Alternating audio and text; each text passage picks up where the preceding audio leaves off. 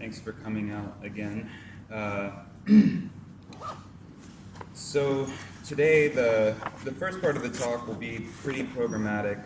I'm sort of going to walk us through Hegel's concept of life, his logical concept of life in the science of logic. And then the last part of the paper is a little bit more sketchy because I'm still thinking through this relationship between what Hegel means by life and Marx's notion of species being. So during yesterday's talk, I focused on the meta-theoretical question of how to account for what would count as an adequate critical theory. I outlined a reading of Hegel's logic as an account of all possible account giving, which culminates in an account of the kind of being that can provide an account, rational agents. What Hegel demonstrates in a truly staggering philosophical move is the necessity of the idea of historically self-constituting, norm-bound actors for anything to be intelligible as what it is. The logic of being takes us straight to the logic of agency, of what Kant called apperceptive spontaneity. And yesterday I tried to really work out how Hegel is taking Kant's insight into the structure of apperception and is really trying to exfoliate that structure in the logic.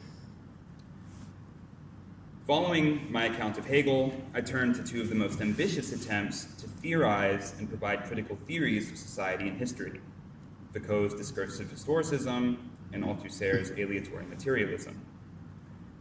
In the present context, I want to underscore one of the exemplary features of Marx's critical theory of capitalist modernity, which can be illuminated by Hegel's account of life in the logic. So if yesterday I was really focusing on, how one would account for a failed critical theory, today I'm really looking at, an aspect of critical theoretical success.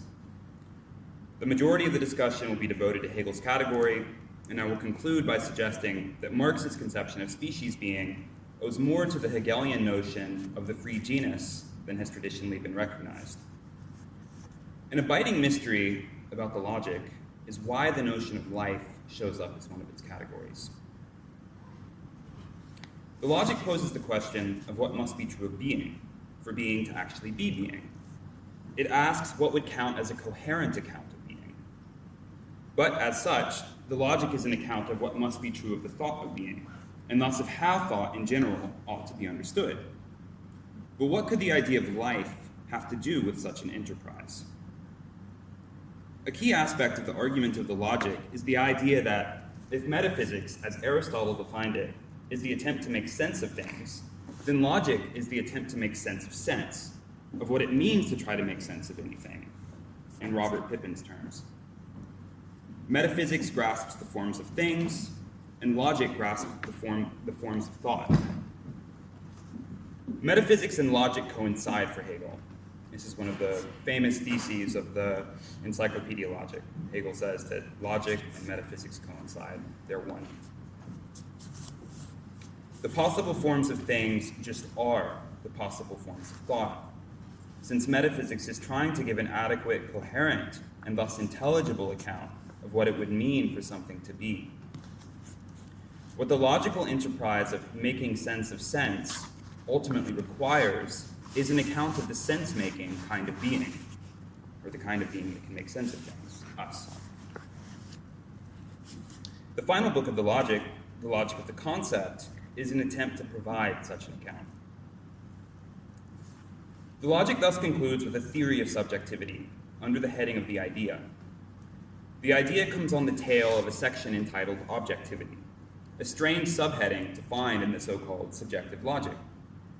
Even though the first two books of the logic had already dealt with the question of the object, Hegel must return to objectivity in order to show that the forms of thought articulated in the first section of the logic of the concept can be brought to bear on, or are manifest in or constitutive of, objective reality itself. But that attempt fails. Objectivity is understood in terms of the category of mechanism, which, in its most sophisticated form, grasps natural laws as the fundamental determination of objects. To pick one of Hegel's favorite examples, Kepler's laws of celestial motion seek to explain the elliptical revolution of the planets around the sun. And that's the sort of exemplary, mechanistic account of objectivity that Hegel has in mind. Hegel arrives at the notion of life through a demonstration of the inadequacy of mechanistic accounts of the intelligible structure of objectivity. The mechanical relation between cause and effect fails to specify principles that would enable us to take any object as the determinate object that it is. In the case of Kepler's laws, for example, they can tell us nothing about the nature of the objects whose motion they explain, or about how that nature allows such objects to enter into such relations. Mechanism cannot, moreover, account for its own possibility as an account of objectivity. Laws, natural laws, cannot account for the normative authority they themselves are taken to have. We need an account of an object that contains its principle of intelligibility within itself, and that can ground the account of objectivity more generally. The final chapter in the logic, on the idea, is an attempt to provide such an account. The idea can be understood as an attempt to logically ground the Aristotelian notion of form as characteristic activity. The idea that, for example, the form of an eye is the activity of seeing. The form of a vacuum cleaner is the activity of vacuuming. But in such cases, notice that the activity depends on another kind of object, namely a subject. There must be someone who is trying to see. There must be someone who is trying to vacuum.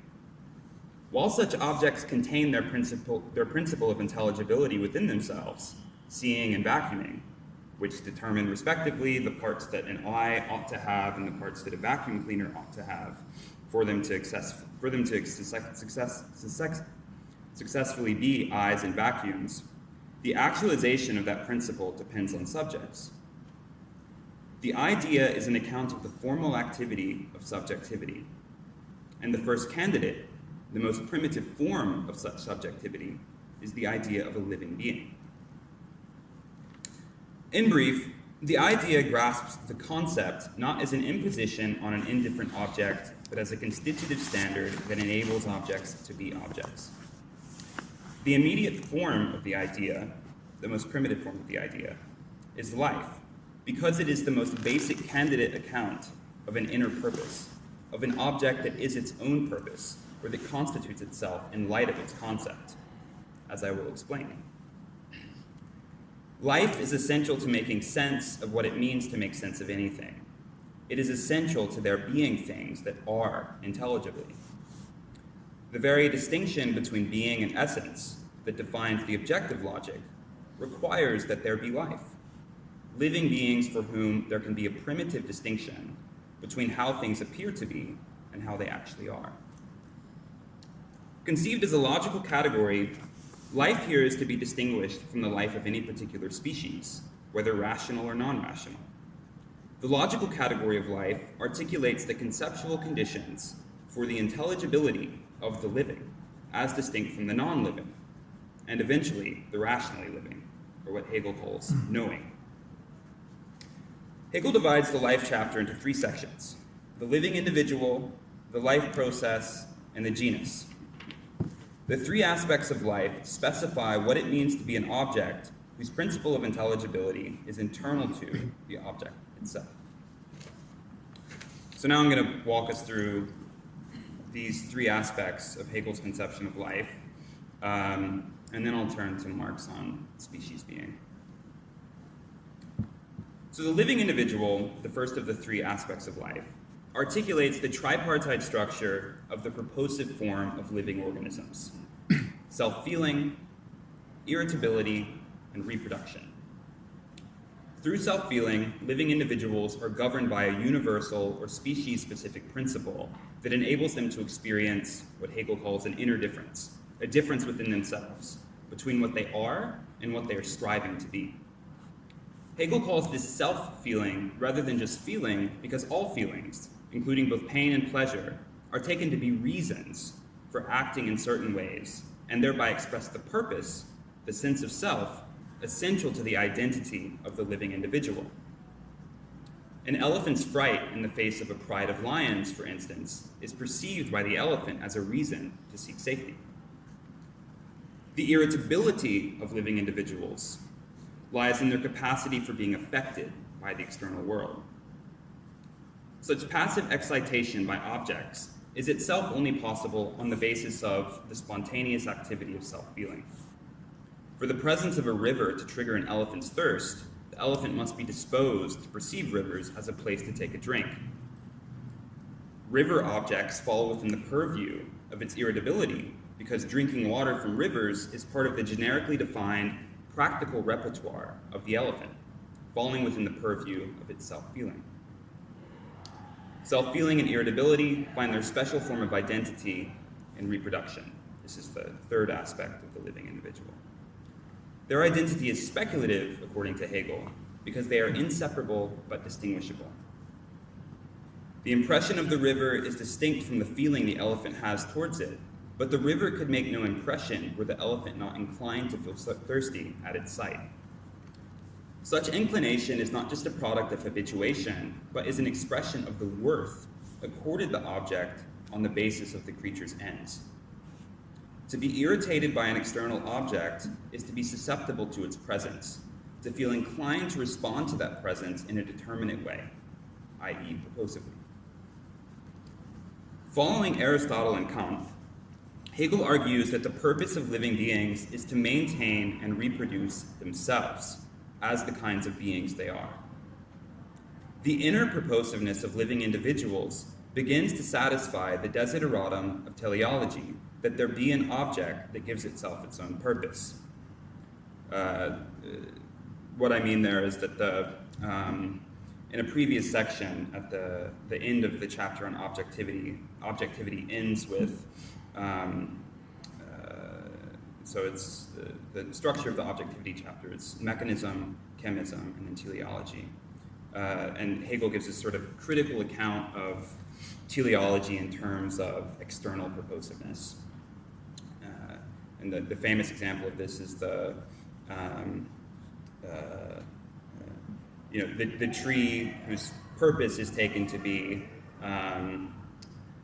its material for making wine stoppers for bottles of wine.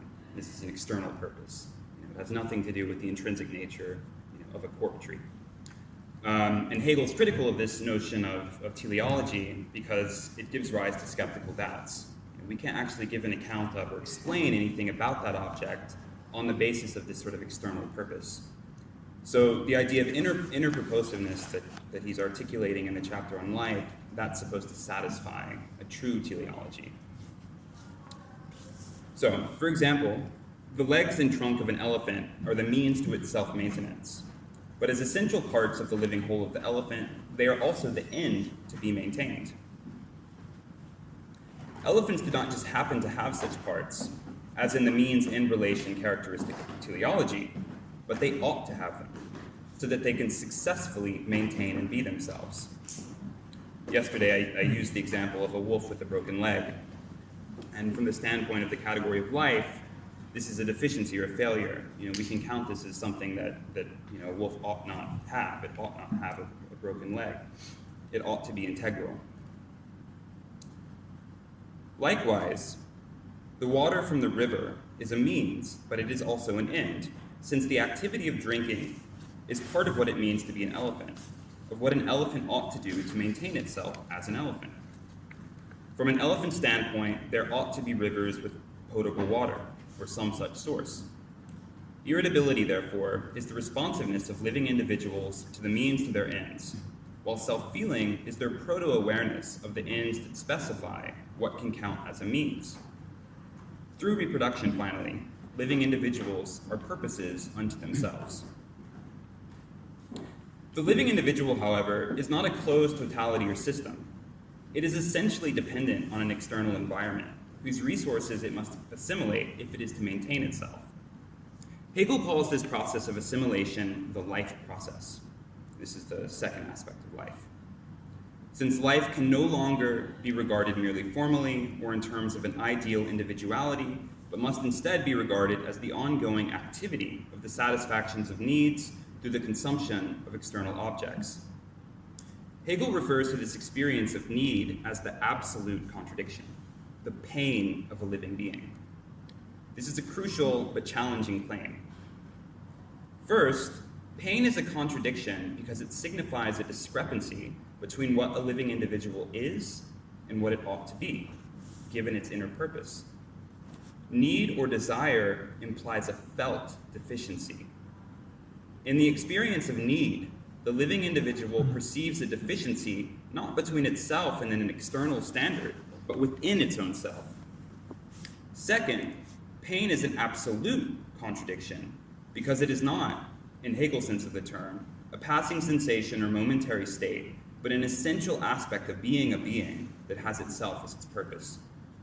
To be a living being is to always be in the grip of some desire. This is Hegel's claim, and this is an absolute contradiction, because there's always some sense in which it needs to go beyond itself to maintain itself. There's always something that it ought to do, that it ought to be doing, or to continue doing, or to cease doing. And Hegel says, at this point in the logic, he says, for people who argue that, contradictions can't be real, just look at a living being, because that is a contradiction. That is the source of contradiction, it's life itself. Because living individuals are essentially irritable or dependent on an external environment, they are not just incidentally or occasionally non-identical with themselves. Rather, they are always in a state of tension with their own identity. Being a living being is not some matter-of-fact state, but the activity of striving to be a living being. Pain is the fundamental attunement of the living, its continual perception of a reason to act, what Hegel describes as, quote, the impulse to give itself reality through a process of objectification, unquote, for the sake of its reproduction of itself as the kind of being it is. As Hegel makes clear, this constitutive discrepancy, the a priori state of pain, does not signify the fulfilling one's purpose of self-maintenance, but is rather the condition for the possibility of having an inner purpose, which entails both the chance of sustaining a purpose and the risk of failing to sustain it. In a different context, in the philosophy of nature, Hegel makes the content of the absolute contradiction of the living individual explicit. Quote, the disparity between its finitude and universality is its original disease and the inborn germ of death, unquote. The prospect of death animates life in the profound sense that the living would not need to strive to live without the force exerted by its constitutive outside. Just as any purpose a living individual pursues requires projection into a risk-laden future that can bring all manner of misfortune, so is the overarching purpose of self-maintenance inherently vulnerable to the possibility of its own disruption, death. This is not to say that the prospect of death is itself a reason for acting, but rather that the prospect of death opens the space of life in which the desire for self-satisfaction gives one reasons to strive to maintain oneself. The absolute contradiction of life is thus defined by a double determinacy. On the one hand, death functions as the negative limit of living a life. To feel the force of the purpose of self-maintenance is to feel the pressure to resist the state of pain. The perception of a threat to one's life is an indirect perception of one's inner purpose, what one ought to be. The absolute limit of the failure to overcome a deficient or painful condition is the end of the life one is striving to live. On the other hand, the purpose of self-maintenance functions as the positive limit of living a life. It is the form of one's life, which dictates how it ought to be lived. To be in a painful state is to desire to overcome one's state of pain, and to feel the pleasure of being what one ought to be, an integral living being. Successful resistance of pain and death consists not in bare self-preservation, but in being what one is by taking pleasure in being what one is, in feeling self-satisfied. Such self-satisfaction, the state of pleasure, is the way in which living beings become adequate to themselves, fully fulfilling their inner purpose. Yet because the satisfaction one takes in fulfilling one's purpose is the perception of a reason to go on doing it, it is also an indirect perception of the threat of pain and ultimately death, the negative limit of living a life. The absolute contradiction of life thus lies in this double determinacy, in the dependence of integrity on the threat of death, and in the dependence of death on the pleasure of integrity. The constitutive pain of the living individual has implications for its external environment in the life process. The experience of need requires that the living individual, quote, exercise violence over the object, unquote. It must overcome obstacles and consume sustenance. Hegel's point, however, is that what initially appears as a violent, instrumental, and thus external utilization of objects as means to the end of self-maintenance is actually a form of assimilation and identification, whereby those objects themselves become part of the end of self-maintenance. The watering hole exploited by an elephant is not just an indifferent object subjected to the external purpose of a living individual. Rather, the watering hole becomes an extension of the elephant's own body, a new member, as it were. While a watering hole is a means to the elephant's reproduction of itself, watering holes are also the end to be reproduced through a process of continual discovery or maintenance of what has been discovered. That there are watering holes is as essential to the activity of elephants as is the existence of its own body parts. In maintaining itself as an elephant by way of this particular means, it allows the watering hole to be a watering hole, as distinct from the other elements of its environment, with which the elephant becomes speculatively identical through its life process. And just to point ahead to Marx, Marx says in economic and philosophic manuscripts that, in a truly free society, all of nature would be the inorganic body of man. And this is clearly this is a Hegelian thought. Taken on its own, however, the living individual is a presupposition yet unproven through itself. This is a crucial moment in the logic.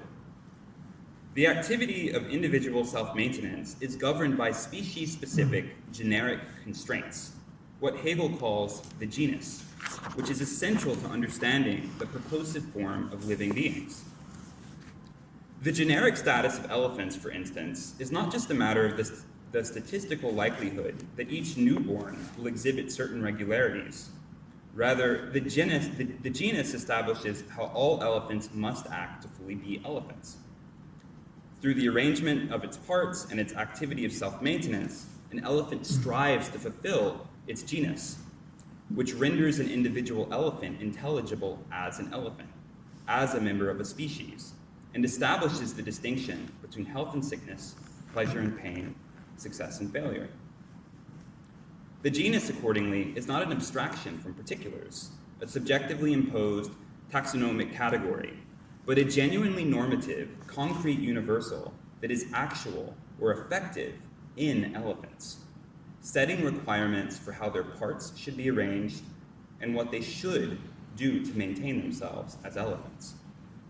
Elephants are thus committed, an sich, or in themselves, to interacting with the world in certain ways, e.g. distinguishing water from soil, and to exhibiting certain behaviors, e.g. bathing themselves with their trunks, for the sake of their self-maintenance. Consequently, the genus can be understood as the protoform of material inference. Just to pause and explain something. So part of what Hegel is doing throughout this is earlier in the subjective logic, he's given an account of the syllogism, the relationship between universals and particulars. And Hegel takes this to be the basic structure of the concept. The basic structure of anything, really, anything intelligible has this structure.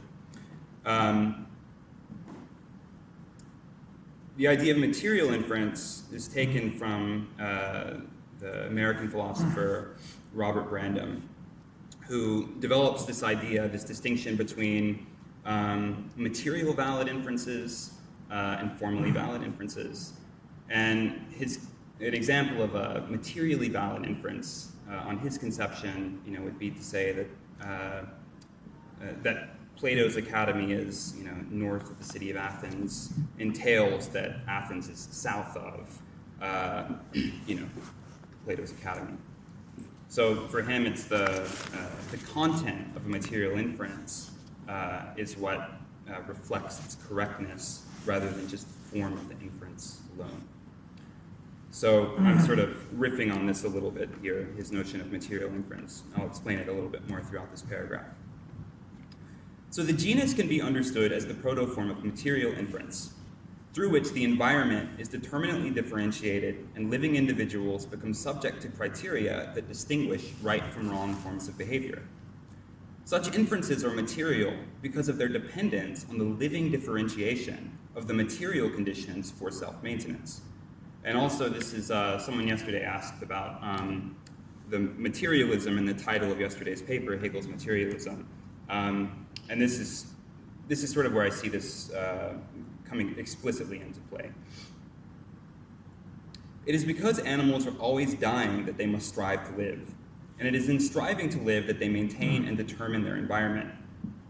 Consequently, material inference can be understood as the way in which beings that can die must articulate their environment in order to survive. What this means for the logical account of life as the immediate or primitive form of the idea is that thought itself requires that death be a threat to and a certainty for the living.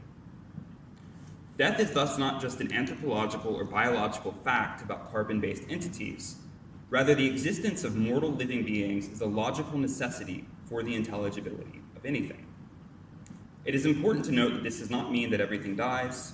Such a claim would collapse the distinction between the living and the non-living. Rather, the claim is that for anything to be intelligible as what it is necessary that there be living beings subject to death, or at least the thought of living beings subject to death. The highest form of living activity, according to Hegel, is procreation.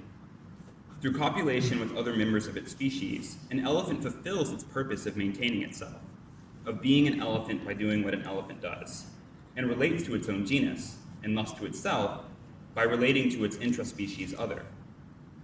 Yet while copulation requires that elephants relate to one another as members of the same species, they nevertheless take each other as living objects rather than living subjects, inasmuch as they seek a merely physical form of satisfaction from one another. Love, on Hegel's account, is the properly spiritual form of erotic desire, since it involves the recognition of the other as both subject and object. In principle, erotic desire has as its object not just what one is, or the physical properties and abilities one has, but who one is, the kind of person one is trying to be. Consequently, elephants are subject to, rather than subjects of, the process of procreation. They maintain themselves in order to maintain the species. In the death of the individual living being, the priority of the genus over the individual is made explicit. The self-propagation of the genus is the ultimate purpose of living individuals. The genus persists in its purpose of blind reproduction in spite of particular deaths. Because they cannot see themselves in one another, living individuals can never consciously relate to their genus, whose sole end is the unending production of individuals that will die. Living individuals and the species they instantiate are thus imprisoned within a bad infinity, Hegel argues. The propagation of the genus is a cyclical process in which no progress is possible. While it may seem that the cyclical recurrence of desires like hunger is what defines the bad infinity of life, this is an insufficient explanation, since the infinite end of health shared by self-conscious individuals also involves recurrent desires, as do all higher-order infinite ends, like parenthood or citizenship. While making the infinity of life bad, what makes the infinity of life bad, then, is not that it is infinite or cyclical, but that it is blindly cyclical, and thus meaningless. It is meaningless because animal desire cannot be regarded as meaningful by desiring animals. They do not recognize the reasons they have for acting as reasons. They do not choose between conflicting desires on the basis of what matters most to them, but rather act on whichever desire contingently arises, in accord with their biological imperatives. Because they are unable to recognize their lives as lives, they are unable to decide what counts as a life worth living. While the satisfaction of desires enables animals to maintain themselves and to propagate their species, they do not knowingly or consciously choose to sustain the ends of self-maintenance and propagation of the species. The process of propagation occurs behind their backs, as it were, and they cannot ask whether and how that process, or their particular ends, ought to be sustained. Yet this is not just a deficiency from the standpoint of a more adequate conception of the idea. It is a deficiency internal to the notion of life itself, on Hegel's account. For the type of inner purpose exemplified by living beings to be genuinely explicable as a purpose, it must be taken as a purpose. Merely living beings cannot recognize themselves or one another as such. Accordingly, the idea of life insufficiently embodies what the idea of life ought to mean. The purpose of the natural genus, propagation, is only intelligible as a purpose from a standpoint beyond that of life, since living beings cannot grasp the purpose their own lives serve.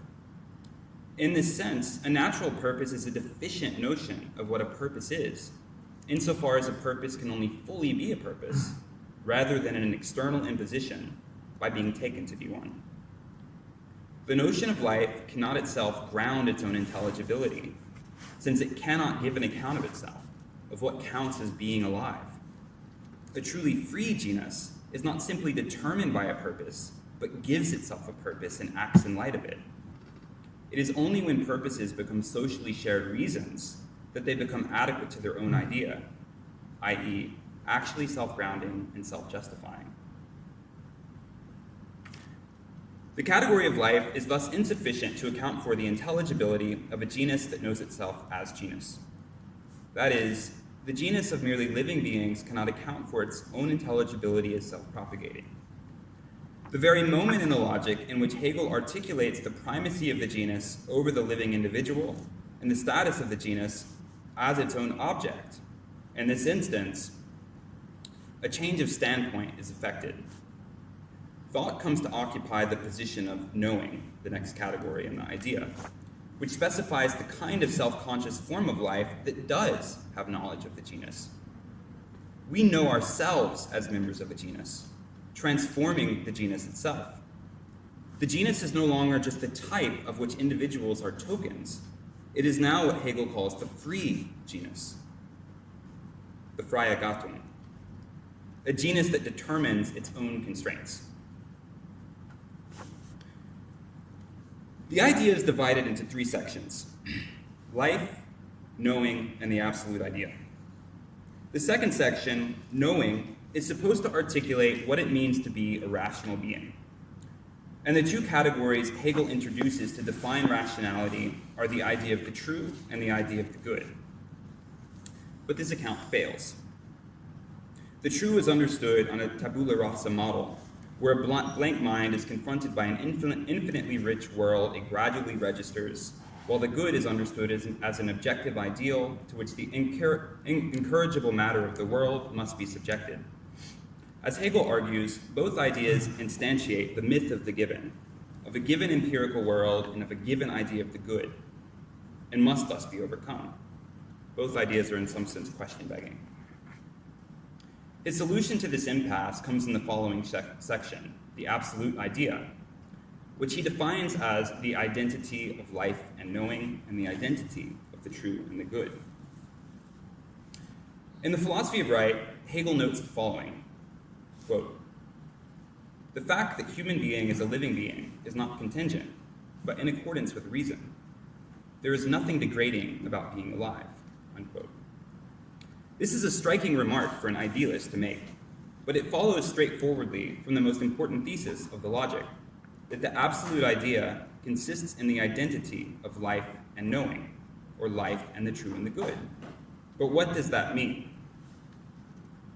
It means that the only way to overcome the givenness of the true and the good is to grasp them as a formally distinctive way of being a living being. The idea of the true and the idea of the good are constitutive of the free genus. The good is not an external standard we strive to meet, but is a constitutive standard. It constitutes us as the kinds of beings we are. The good sets the limits of what counts as rational in a historical form of life. What counts as the good is what we are habituated to count as the good through institutional practices. The good thus functions as the measure of success for the free genus, establishing who we ought to be and what we ought to believe. As such, the good finds its completion in the idea of the true, as Hegel says, inasmuch as the good renders the free genus intelligible, constituting it as an object of knowledge, of self-knowledge. If the animal good is what is required for a given species to reproduce itself as the kind of being that it is, then the good for rational beings is always a matter of what we legislate historically as our conception of the good. It is the historically specific standard of spiritual success and failure. Accordingly, while Hegel himself does not make this explicit, the three aspects of life, so the living individual, the life process, and the genus, the three aspects of life are transformed on the level of the absolute idea. The living individual becomes the free individual, or the self-conscious individual. We maintain ourselves as individuals by constituting ourselves in light of norms. And the life process becomes the labor process. We do not just relate to an environment on an individual basis or in the form of discrete pacts, but we rely on the labor of one another in often inequitable ways in historically specific modes of production. And finally, the genus becomes the free genus, or as it's better known, spirit. The institutional norms in light of which individuals lead their lives, and in light of which we organize our labor process, are legislated by us collectively through social and political relations of recognition. That's sort of a loaded term here. We can talk about it in the Q&A.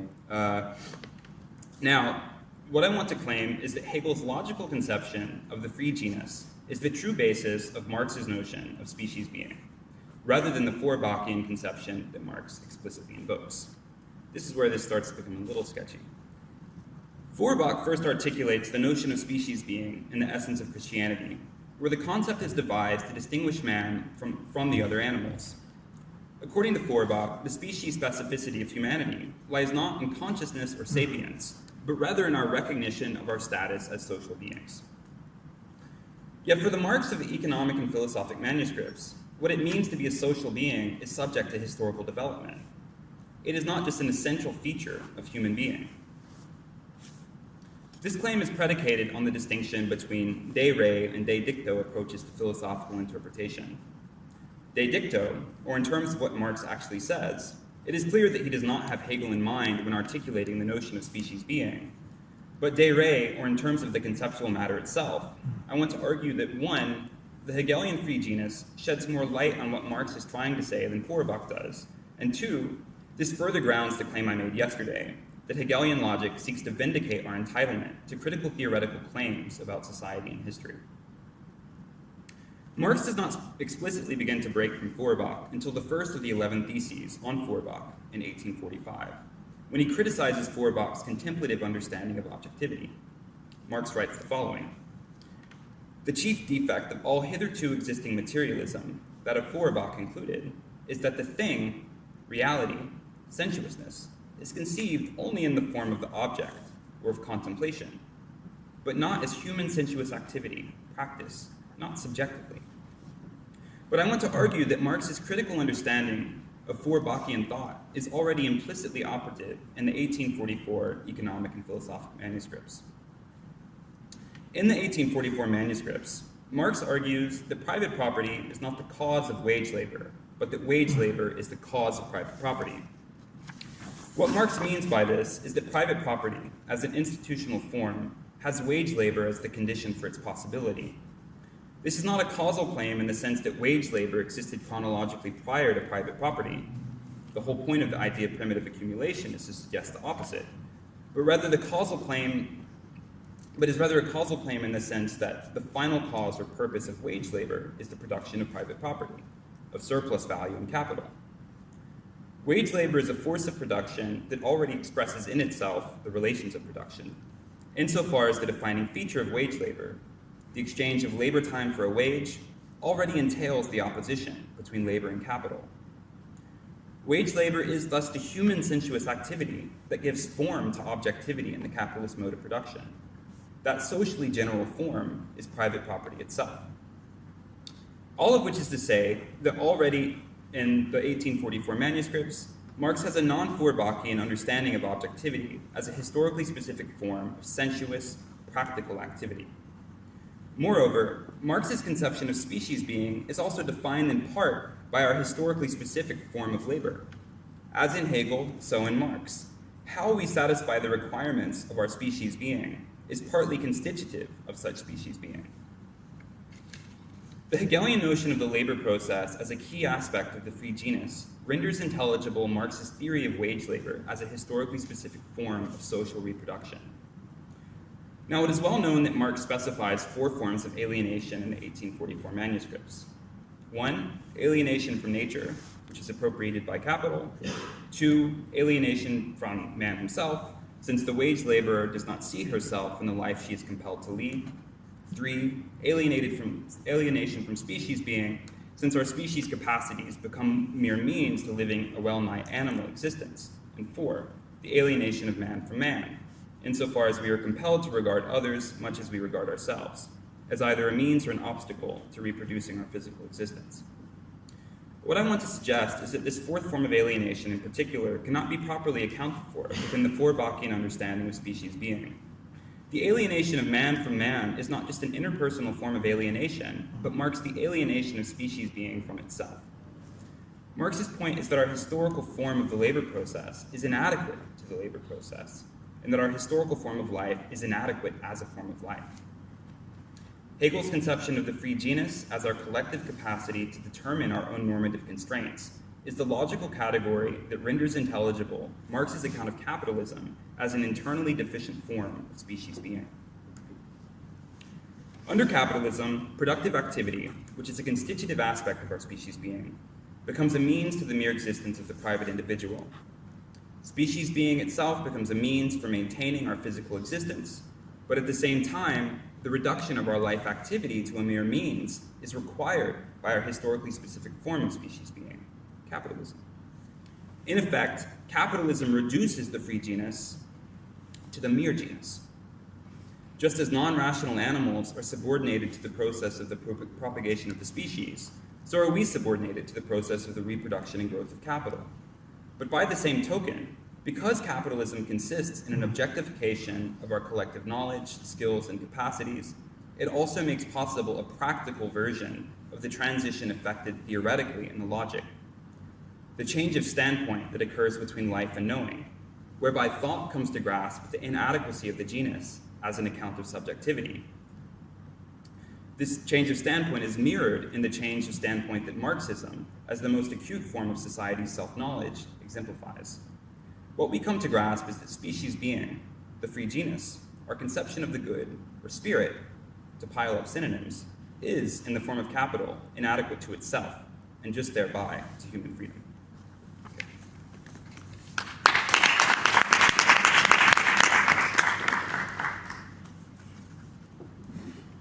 Thanks, Jensen. Questions? Richard? Yeah, so I guess a bunch of questions. I mean, one is, I'm sometimes a little puzzled by what you mean by giving an account. I sometimes am a bit puzzled by what you mean by giving an account of things. For example, you use the example of Kepler and laws of motion, for example, of mechanism, and you talk about giving an account of things. So, I mean, it would seem to me that Kepler's laws are descriptive, right? That what they give an account of is how planets move.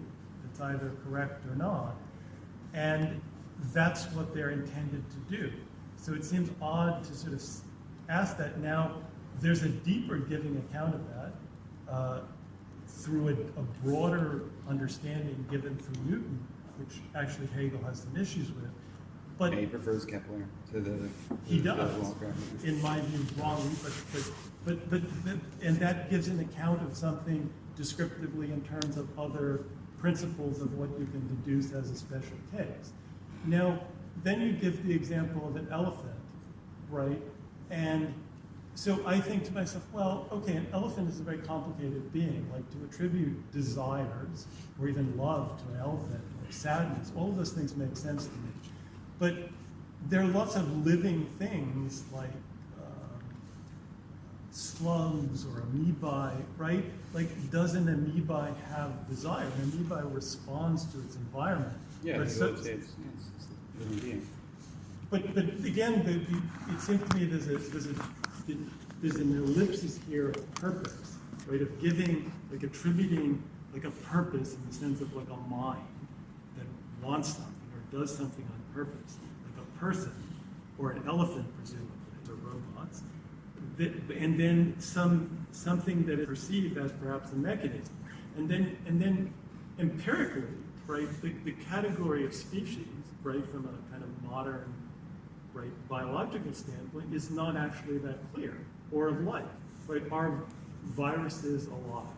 That's a complicated question.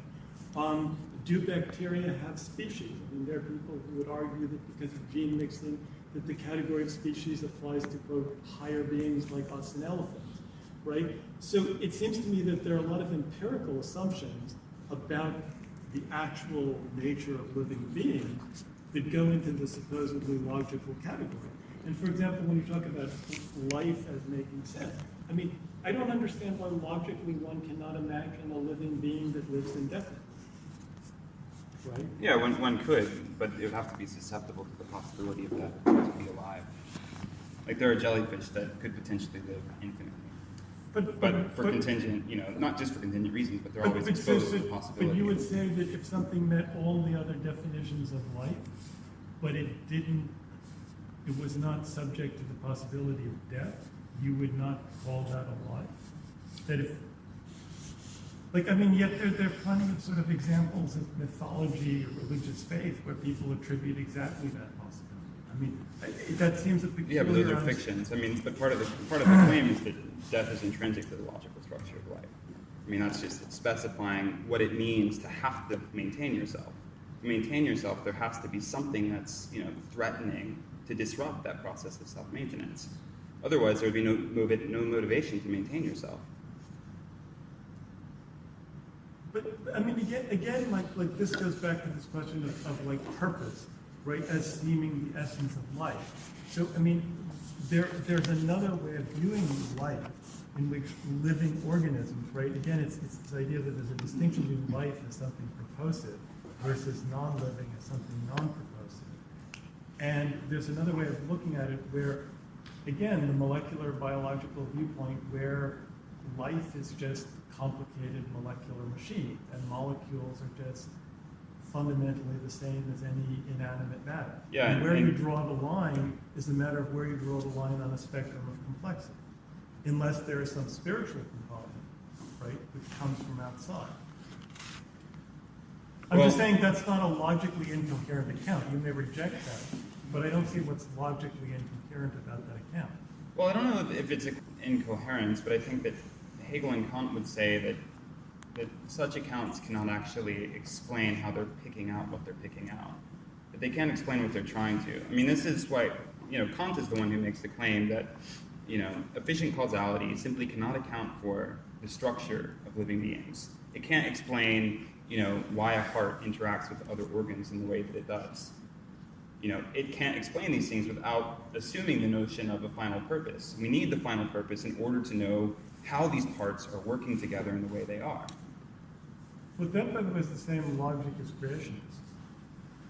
And Kant, partially goes in that direction. Hegel's rejecting that, and part of his rejection, depends on his notion of the genus. That's what Kant doesn't have. Kant doesn't have this notion of, the generic that Hegel does. And so that's part of his innovation. Because Kant does want to say that, while at a certain point, regulatively, this isn't something that we can claim as knowledge, but, there is, some validity to the presupposition of a creator. That we have to imagine nature as if it were created.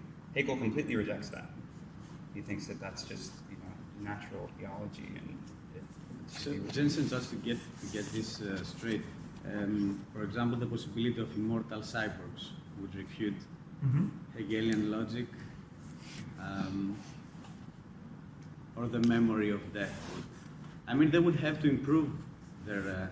I think that we can infinitely perfect our substrate. We can perfect our substrate to the point that, no one could die for hundreds of years, but there would always be the possibility of universe death, of contingent forces from outside interrupting. There has to be the possibility of death, or otherwise there would be no purpose in defending ourselves against it, or trying to maintain ourselves or doing anything. Again. Thank you for your talk. I'd like to talk about the concept of life. I believe that the whole concept of life and how you describe it with the animals, the differentiation of the animals, the environment that they belong, and the whole purposiveness of the animals and stuff like that.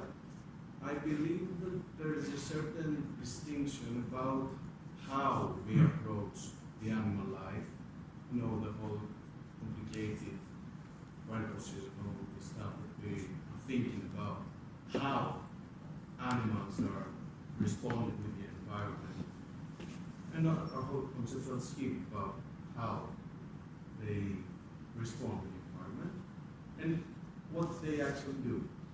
And I believe that Wilfrid Sellars, one of the spiritual great minds, said that there is the inferential sequence that we rational beings do, and there is a non-inferential, but a very complicated response that animals do. And I think a bit the physical concept of life is a mythical given, as Wilfrid would say, because we are actually imposing something like an inferential structure inside the animal behavior. I don't know if you... Yeah, no,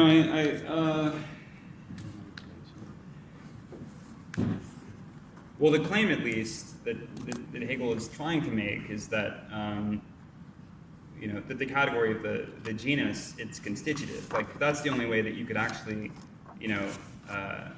make sense of, how there could be a distinction between, say, health and sickness, or, between,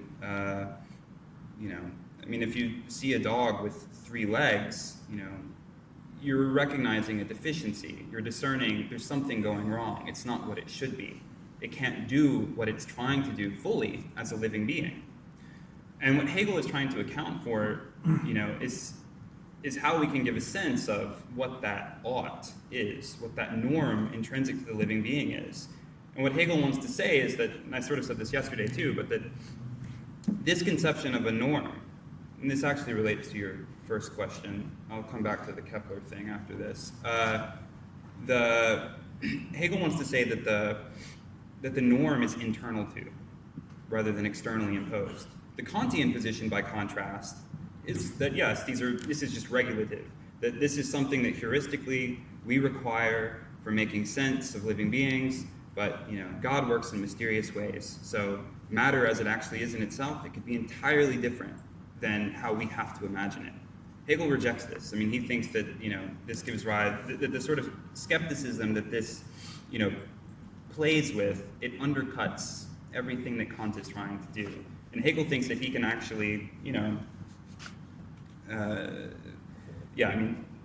through the structure of the logic as a whole, he thinks that he can give a deductive account of the necessity of life such that it no longer has a regulative status, but is actually essential to making sense of being as being. We couldn't give a coherent account of being without life. And that just means that, life can't be an imposition. It's just essential to the structure of the concept of being. So, that... Yeah, I get it, of course, but I'm sorry. Yeah.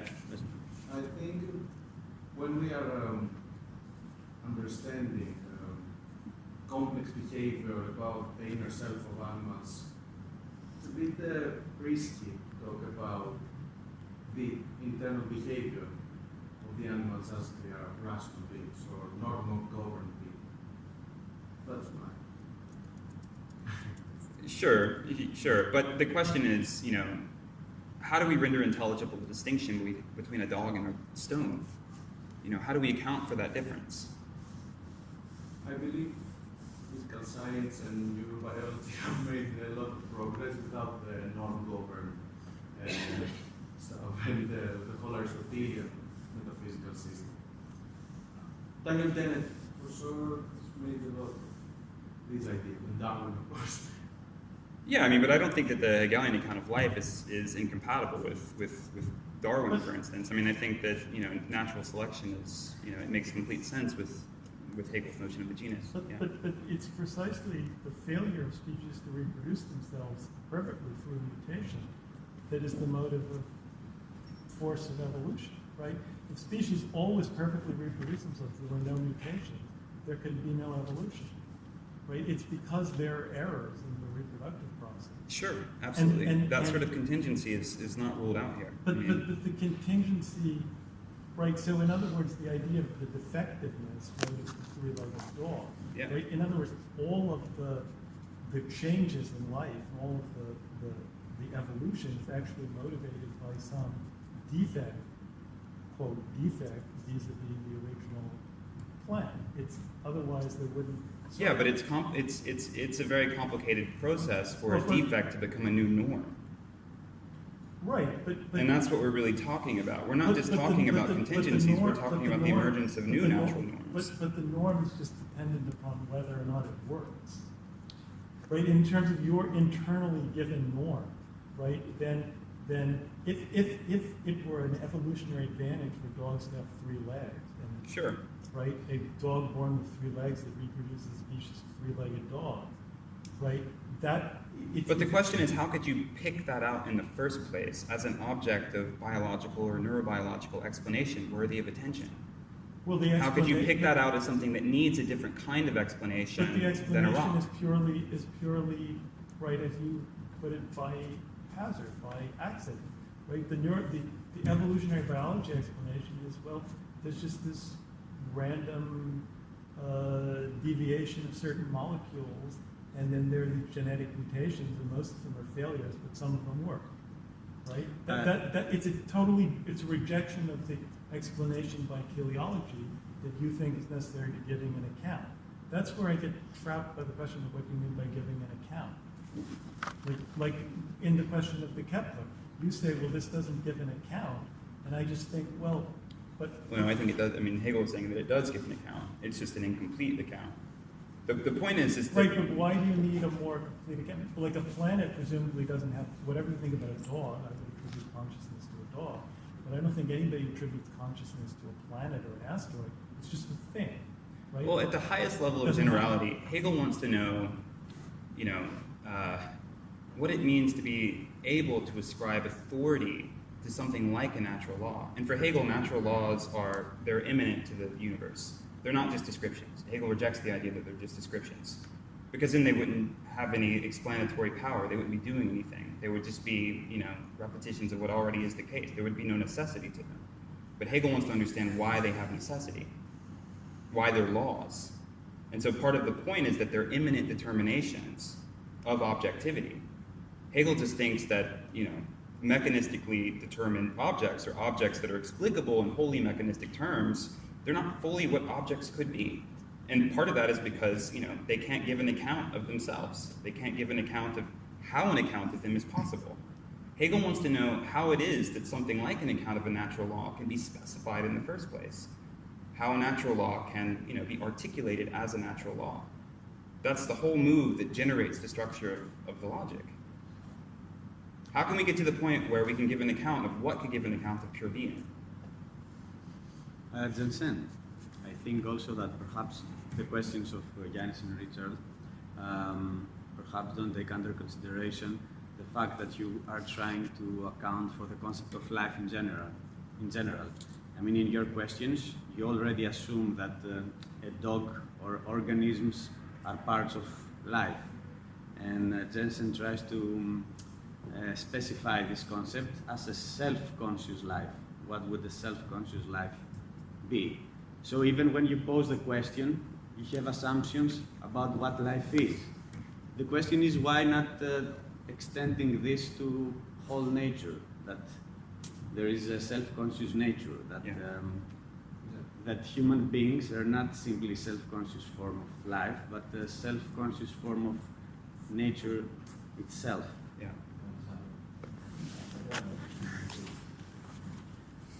Έχεις να συμπληρώσεις κάτι επειδή... Μετά. Okay. I don't know if you want to comment on that or take more questions. Yeah, I mean, Hegel's not a panpsychist, but if did someone else want to ask about that in particular? Is that- No, it's not about it. So just comment a bit if you want on that, and then we'll take.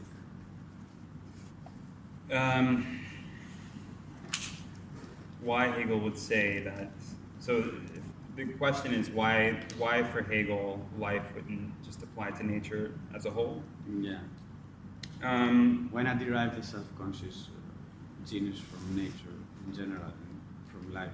How he discerns from planets and rocks and living organisms exactly? Well, I mean, Why aren't human beings self-conscious nature, not self-conscious life?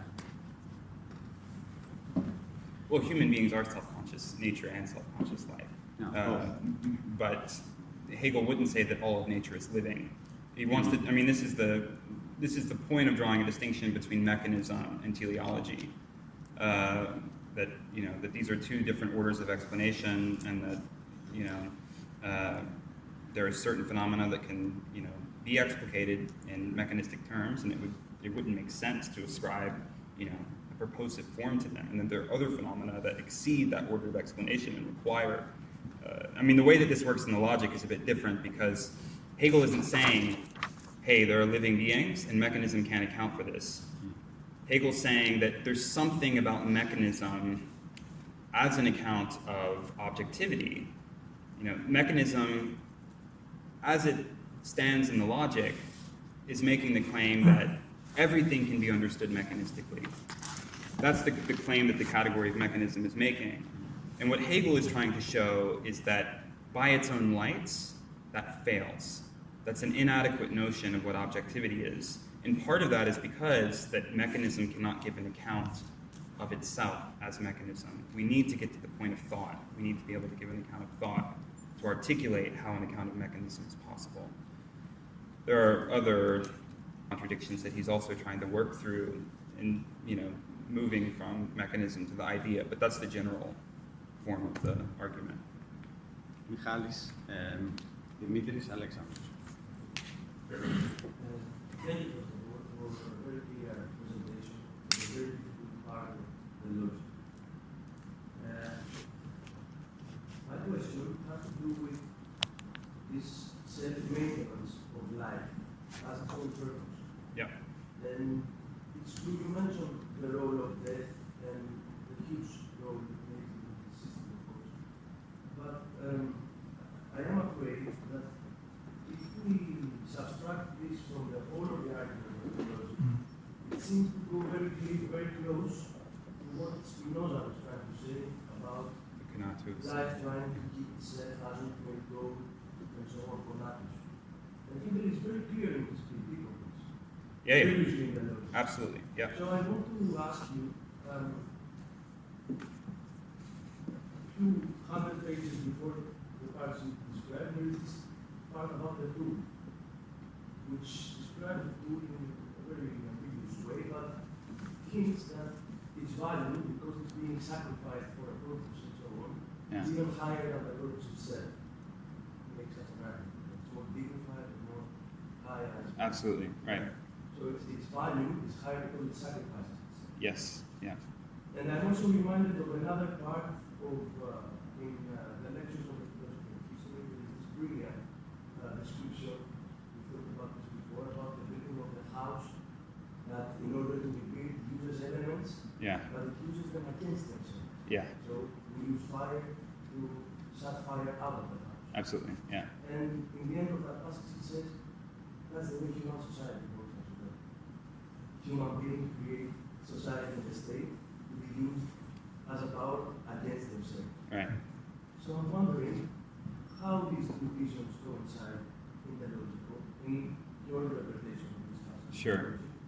Because, if I am correct, there is also an example of the perfect mechanism being the state. Yeah, there is. In a similar, There in a is. similar, Yes. in a similar That's- argument yeah, like yeah. the philosophy of Yeah. Okay.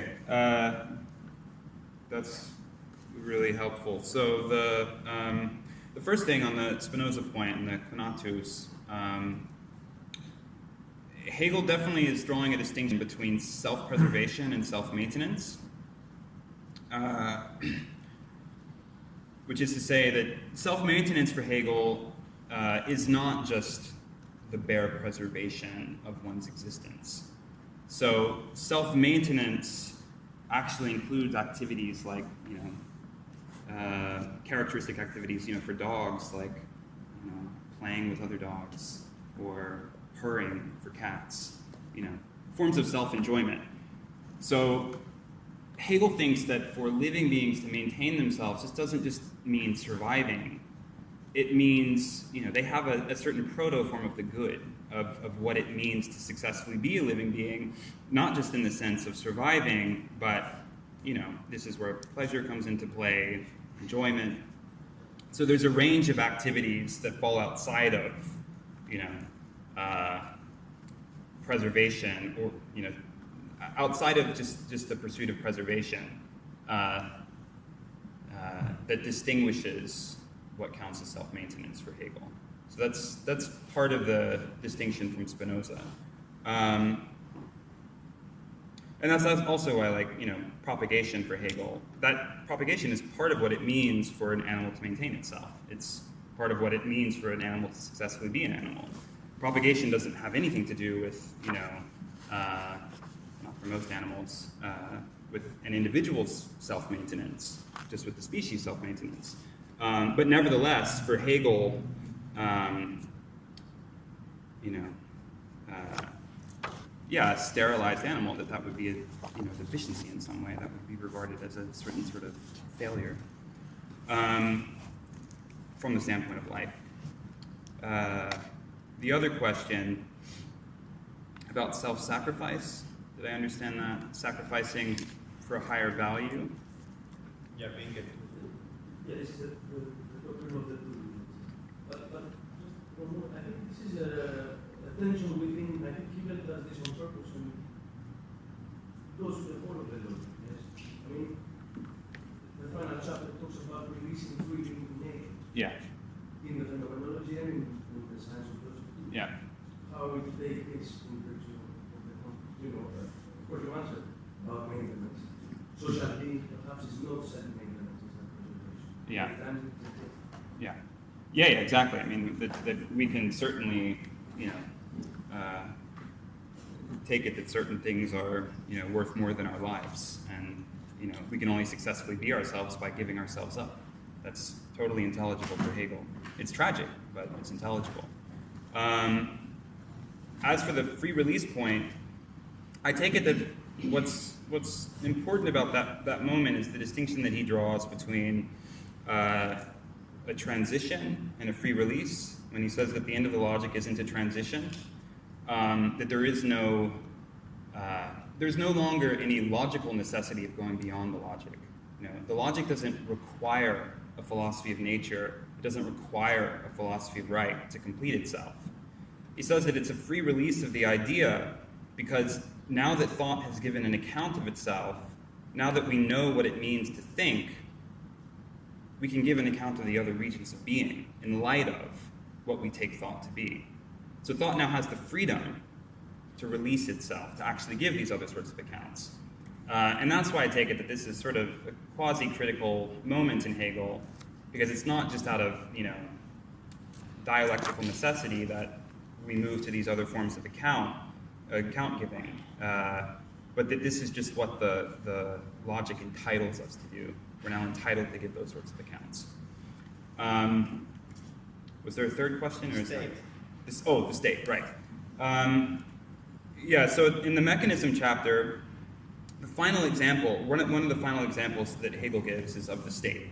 And if I remember the way that he's basically referring to a contractarian picture of how state formation works, and sort of using the example of, to mutually satisfy our desires, the state can be regarded as a means, to achieving that mutual satisfaction. And so it's the referent is a Hobbesian or Rousseauian conception of state formation. But I take it that part of what Hegel is doing there is he's trying to show that this is an inadequate model of the state, that this sort of that this instrumental approach to the state, that reduces it to this sort of mechanistic account where individual desire is the efficient cause of state formation, that's what leads to the creation of the state. Whereas Hegel is going to want to say that the only way to give an adequate account of the state is in terms of its purposive form. That we need to understand why a state ought to have the specific institutions that it does, why it ought to be arranged in such and such way. Yeah, so I think that's the, yeah. Just a short question, Sure. clarification. You mentioned that in the 1844 manuscripts, Marx was referring nominally to Feuerbach's definition of the species, whereas he was actually, or he should, I didn't get at this point, refer to the Hegelian notion of the species. Could you expand on that? Yeah. And what is your line of argumentation? Sure. What do you mean by that? Yeah, so I think that, so in the 1845 theses, the 11 theses in Feuerbach, that's where Marx has a sort of critical break with Feuerbach, and but what I'm sort of saying is that already in the 1844 manuscripts, Marx has been reading the Phenomenology of Spirit. He's already been, influenced by Hegel. But I think that the conception of species being, which he's affirmatively taking from Feuerbach at that point, is already better understood in terms of what Hegel is describing in the logic. And Marx is employing this Hegelian category, whether he knows it or not, and that this notion of species being exceeds what Feuerbach had meant by it. So I'm going beyond what Marx explicitly says about what he's doing in the text, and saying that implicitly this is what he's actually doing. That's the claim.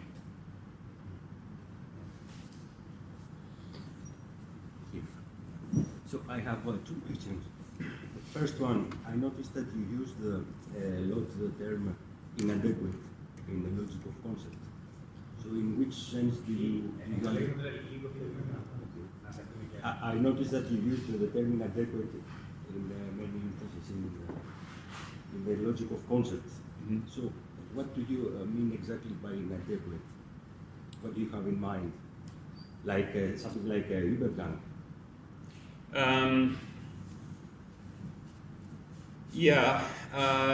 Well, I guess there's two different forms of inadequacy. There's inadequacy on the level of logical categories, and that's what motivates the transition from one category to another. And then there's this sense of inadequacy that the logic of the concept in particular is trying to give an account of, which is to say that very schematically, the logic can be understood in terms of three different forms of judgment. Judgments, judgments corresponding to the logic of being would be judgments of the sort that, the horse is brown. Judgments appropriate to the logic of essence would be, horses are mammals. And then judgments appropriate to the logic of the concept would be that horse is sick or healthy. What Hegel is trying to account for in the logic of the concept is how those sorts of normative judgments, are possible. What sort of explanatory work they're doing. And Hegel wants to be able to say that, if we characterize a house as well-built or not well-built, if we say that it's good or bad, if we say that a house is bad, that we're saying that it's inadequate to itself. It's failing to be what a house should be. That's the sense of inadequacy that he's trying to account for. Yes, but in the example of the solar system, for example, mechanism. Yes, okay, right. Astronomy as a science is perfectly adequate to explain the astronomical. Hegel would not contest that at all. But it is completely inadequate to explain a living organism. Yeah. So we don't have a type of inadequacy as a contradiction that falls as in the first chapters of logic. We don't have that type of argument of Übergang passage. It's not that type of inadequacy.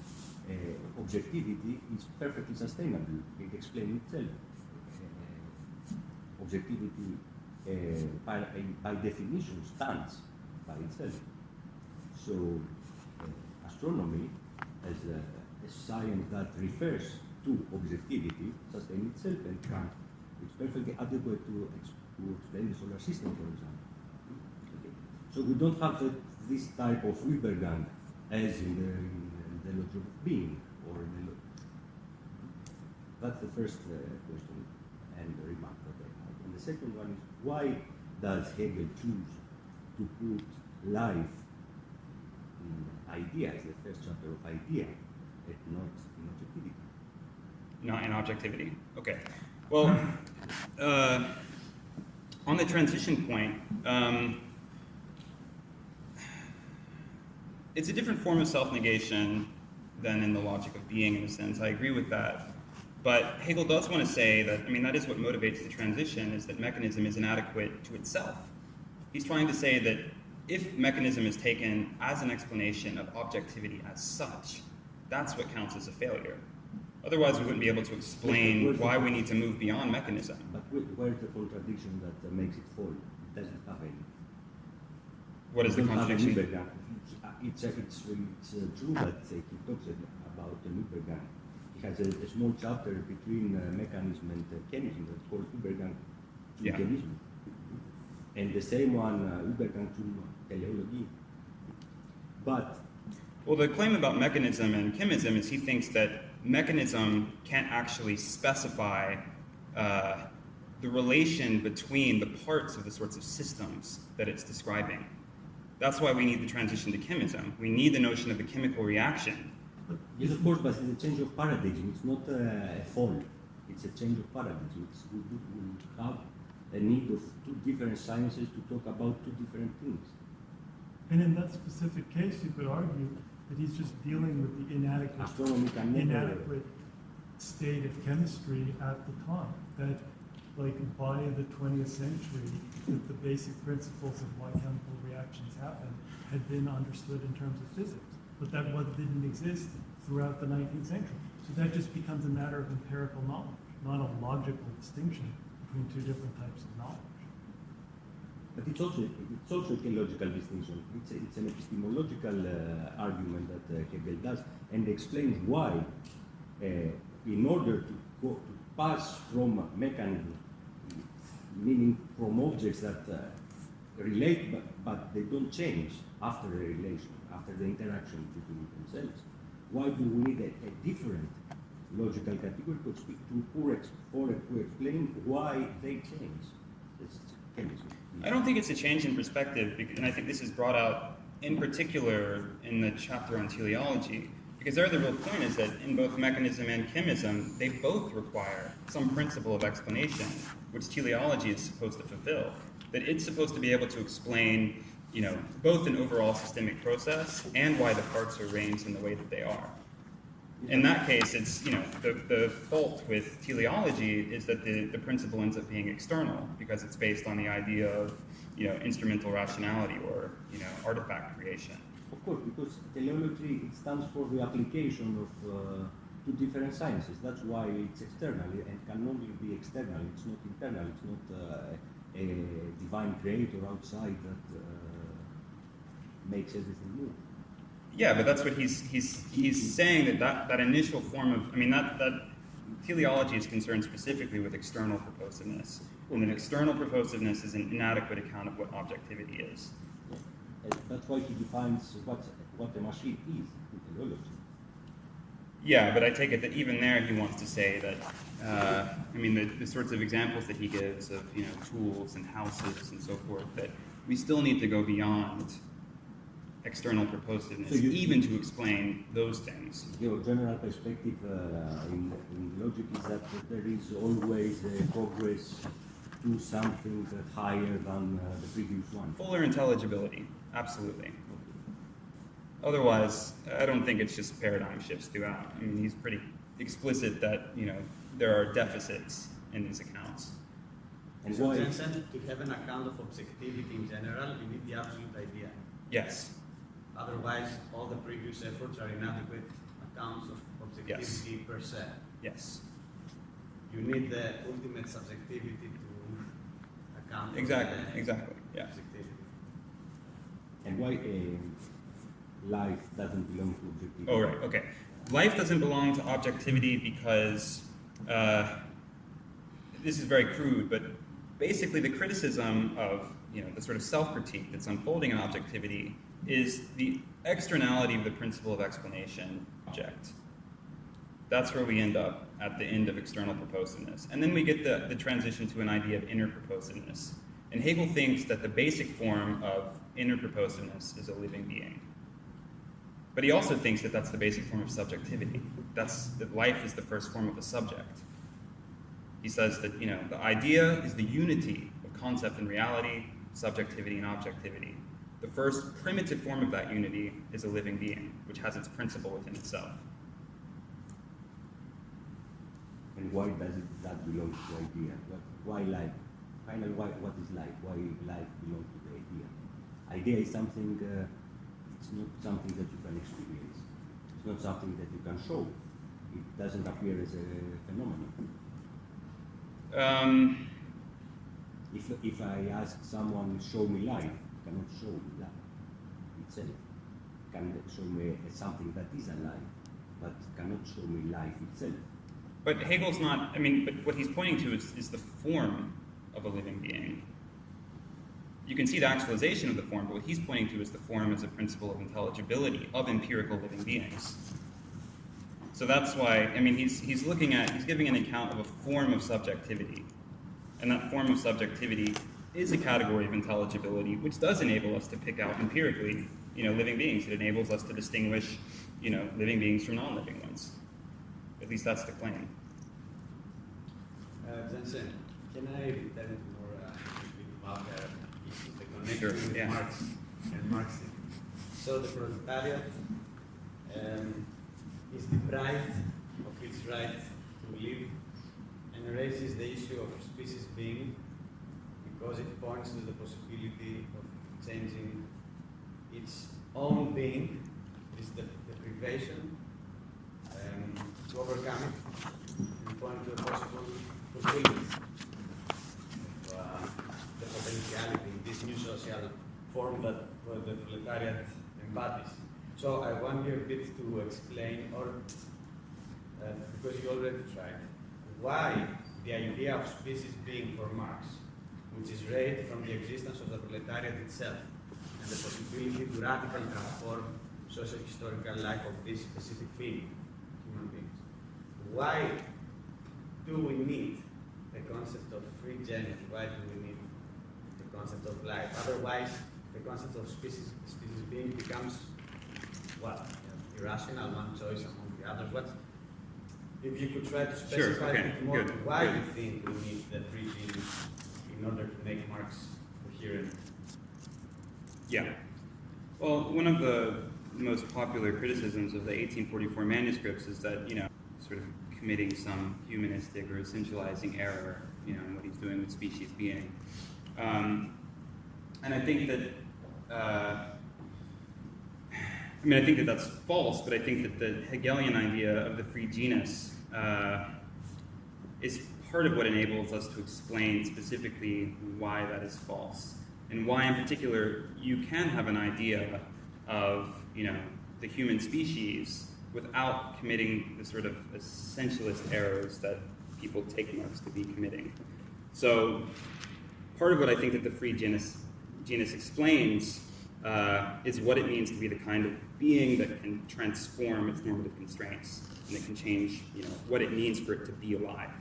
Why isn't that essential? Why isn't it? Why isn't it? Because our essence is that we can change our essence. That's sort of what the free genus is articulating. That's what Marx is doing for the species being. Yeah, exactly. The species being is that it has no species being. It gives itself its own species being. Yeah. So you say that Hegel is necessary for the logical, intelligible aspect? Well, I say that, that Hegel gives us an account of the logical structure of that idea, and he also gives us a further way of, because Hegel is able to give an account of, why life, why an adequate account of life, why an adequate account of a free life must be understood in terms of an identity between life and the true and the good,